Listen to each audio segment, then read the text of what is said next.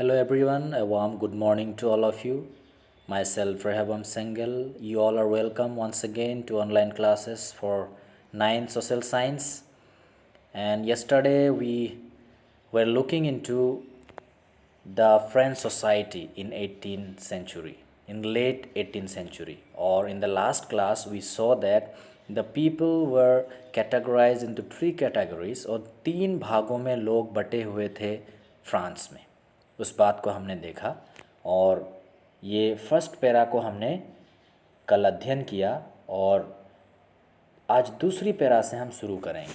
और पहला पैरा में हमने देखा जब लुइस 16 वहाँ का राजा बना। When Louis 16 ascended the throne, he was only 20 years and we saw that the treasury was empty. और राजकोष बिल्कुल खाली था जब लुइस 16 वहाँ का राजा बना। और हमने देखा उसमें से एक कारण ये था उनके पास पहले से ही 2 बिलियन लीवर उधार थे और 2 बिलियन लीवर उधार थे और उसके साथ जिन देशों से जिन राष्ट्रों से उन्होंने उधार लिया था वो लोग 10% और ब्याज लगाने लगे और ये 10% ब्याज लगने के बाद 1 बिलियन लीवर और ज़्यादा बढ़ गया।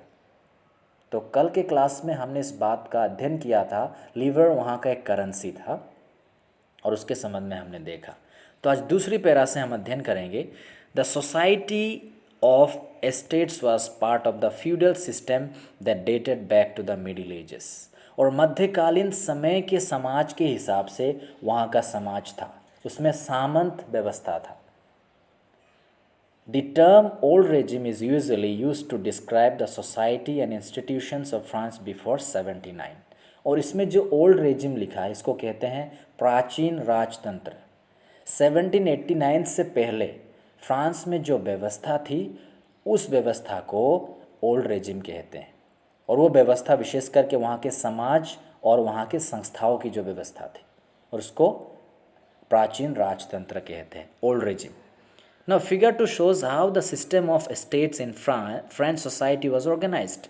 Peasants made up about 90% of the population. However, only a small number of them owned the land they cultivated.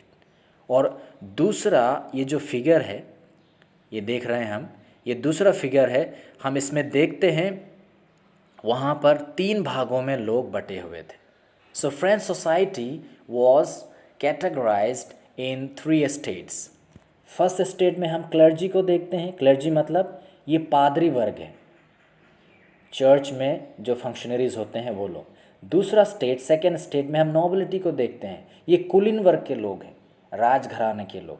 और थर्ड स्टेट में हम कॉमन पीपल को देखते हैं और कॉमन पीपल में the people like big businessman, merchants, court officials, lawyers, peasants and landless labourers, small peasants and servants. So all this people come under the category of third state. Now the term second line of this peasants made up about 90% of the population। तो वहाँ की जो आबादी थी उन आबादी में 90% जो लोग किसान थे। However, only a small number of them own the land they cultivated। लेकिन किसानों के बहुत कम लोगों के पास ही अपने खुद की ज़मीन या निजी ज़मीन थी जिस पर वो लोग खेतीबाड़ी करते थे। About 60% of the land was owned by nobles, the church and other richer members of the third state। और जितने लैंड फ्रांस में थे, जितनी ज़मीन फ्रांस में थी उनमें से 60% जो ज़मीन है वो विशेष करके कुलीन वर्ग के और पादरी वर्ग के और जो थर्ड स्टेट में से अमीर अमीर लोग थे और उनके पास थे। The members of the first 2 states, that is clergy and the nobility, enjoyed certain privileges by birth। और यहाँ पढ़ते हैं जैसे पहले के जो 2 स्टेट्स हैं जिसमें पादरी वर्ग, क्लर्जी और नोबिलिटी, कुलीन वर्ग, और इनके पास जन्म से ही कुछ विशेष अधिकार हुआ करता था।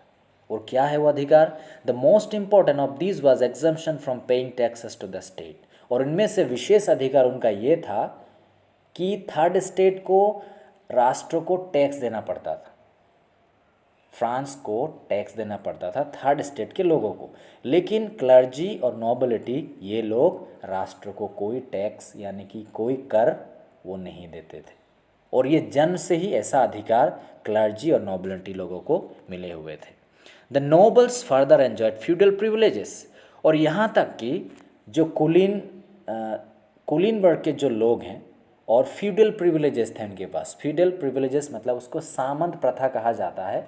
किसानों से भी ये लोग कर वसूल करते थे हर साल के जो पैदावार है उनमें से। These included feudal dues which they extracted from the peasants. तो किसानों से वो लोग जो पैदावार उनकी होती थी किसानों से उनसे कर लेते थे। Peasants were obliged to render services to the lord. और किसान लोग ये मजबूर थे कि उनकी स्वामी का सेवा उनको करना ही पड़ता था। जैसे उस सेवा में आता था to work in his house, उनके घरों में काम करना, एंड फील्ड्स, उनके खेतों में काम करना, to serve in the army, और सेना बनकर उनकी सेवा करना, और to participate in building roads. और सड़क जब बनते थे, सड़क बनाने में भी वो लोग अपनी सेवा देते थे किसान लोग। तो कुल मिला के किसान लोग पूरी तरह उनके अधीन में थे, कुलीन वर्ग के अधीन में। और जो अगला वाला पैराग्राफ है ये पादरी वर्ग। The church too extracted its share of taxes called tithes from the peasants, and finally all members of the third state had to pay taxes to the state. Tithes ये इसको कहते हैं धार्मिक कर। किसान लोग जो कमाते थे उनमें से 10%, टाइट्स मतलब वो 10% से शब्द बना है टाइट्स, 10% उनको चर्च को देना पड़ता था। इसका मतलब जितना पैदावार हुआ उनमें से 10% उनको चर्च को देना पड़ता था। और कुल मिला के आखिरी में हम ये देखते हैं जो थर्ड स्टेट के लोग हैं हर प्रकार की टैक्स वही लोग राष्ट्र को पे करते थे। These included A direct tax called tile. और इनमें से एक ये भी टैक्स था जिसको कहते हैं, ये डायरेक्ट पे किया जाता था जिसको टाइल कहते हैं। And A number of indirect taxes which were levied on articles of everyday consumption like salt और टोबैको। और जैसे नमक है और ये जैसे टोबैको है, ये सारे चीज़ों में तो टैक्स लगता ही था, वो इनडायरेक्टली होता था, लेकिन डायरेक्टली भी एक प्रकार का टैक्स उनको देना पड़ता था और जिसको कहा जाता था tile. So the burden of financing activities of the state through taxes was borne by the third states alone. और कर देने का, टैक्स पे करने का जो बोझ था, ये बोझ सिर्फ थर्ड स्टेट के लोग ही उठाते थे। So only the people, those who belong to third state, they were paying the taxes to nobility and also to the clergy. तो ये बहुत ही दुविधा का समय था वहाँ पर, क्योंकि इनको ही टैक्स पे करना पड़ता था। तो ये सिचुएशन था फ्रांस में 18वीं शताब्दी में। So this was the situation in France in 18th century.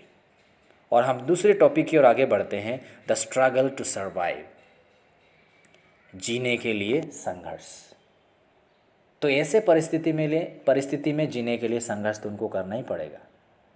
तो उस बैकग्राउंड को रखते हुए जहाँ पे हर प्रकार के टैक्स थर्ड स्टेट को पे करना पड़ता था, हम इस टॉपिक को समझें। The population of France rose from about 23 million in 1715 to 28 million in 1789। और वहाँ की आबादी भी बहुत तेज़ गति से बढ़ रही थी। 1715 में वहाँ की आबादी थी 2.3 करोड़, और फिर हम देखते हैं 1789 में वहाँ की आबादी बन गई 2.8 crore. And this led a rapid increase in the demand for food grains. तो आबादी जैसे ही बढ़ेगी तो उसमें अनाज की भी मांगे बढ़ जाएगी, क्योंकि आबादी ज़्यादा होगा, लोग ज़्यादा होंगे तो लोगों को भोजन चाहिए। ना production of grains could not keep pace with the demand. तो जितनी ज़्यादा मांग थी उतनी ज़्यादा पैदावार या अनाज उत्पन्न नहीं होता था।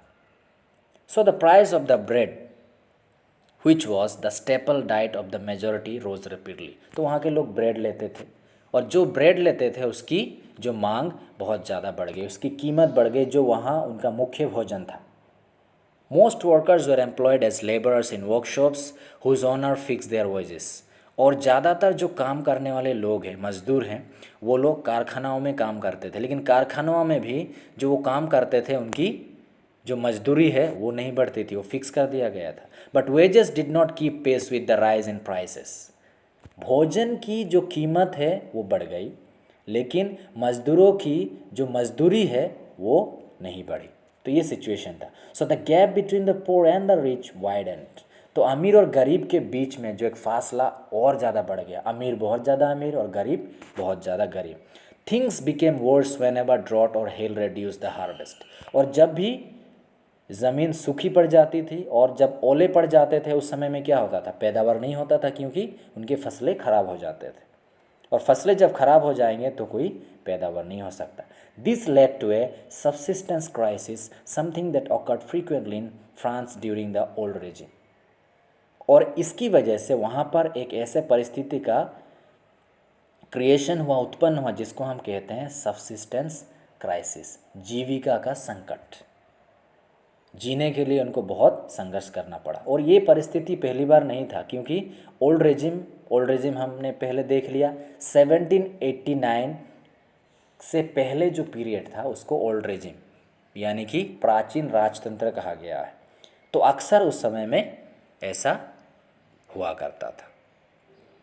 तो फ्रांस की जो परिस्थिति हमने देखा, बहुत ही खराब परिस्थिति, लोगों को वहाँ पर जीने के लिए बहुत संघर्ष करना पड़ रहा था। सारे लोगों को नहीं, हमने देखा सिर्फ थर्ड स्टेट के जो लोग थे, क्योंकि क्लर्जी और नोबिलिटी ये दोनों ही टैक्स पे नहीं करते थे, बस ये टैक्स लेते थे।